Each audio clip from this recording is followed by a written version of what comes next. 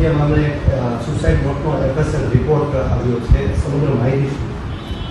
એમાં અમિત ખોટ આપઘાત મામલામાં એફએસએલ તરફથી સુસાઇડ નોટનો રિપોર્ટ મળી ગયો અને નામદાર કોર્ટ તરફ એને ફોરવર્ડ કરવામાં આવ્યો છે. અને આમાં 3 આરોપી હજુ પકડવાના બાકી છે: અનિરુદ્ધસિંહ જાડેજા, રાજદીપસિંહ જાડેજા અને રહીમ અબ્દુલ બલોચ. તો એની તપાસ અમારી ટીમ કરી રહી છે અને આ એફએસએલની રિપોર્ટ છે એની માહિતી આપી નહીં શકાય, કેમ કે હવે તપાસ ચાલુ છે અને રિપોર્ટ મળી ગઈ અને નામદાર કોર્ટ તરફ ફોરવર્ડ કરવામાં આવ્યો છે.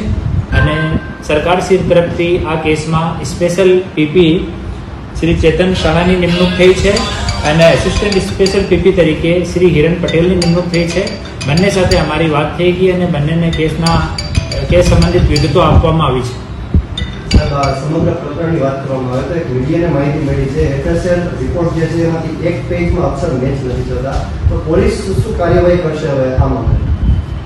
આમાં એફએસએલની રિપોર્ટ બાબતમાં કોઈ માહિતી આપવામાં નહીં આવશે હવે, કેમ કે તમામ ઇન્વેસ્ટિગેશન હવે ચાલુ છે એન્ડ ડ્યુરિંગ ઇન્વેસ્ટિગેશનની જો પણ વાતો હોય એ શેર નહીં કરી શકાય.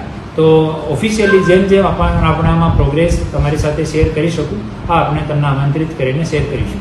કેટલી ટીમો અત્યારે કામે લાગી છે? 3 આરોપી હજુ પણ ફરાર છે, કેટલા સમયમાં? અમારે તાલુકાની અને એલસીબીની ટીમ આ પર કામ કરી રહી છે.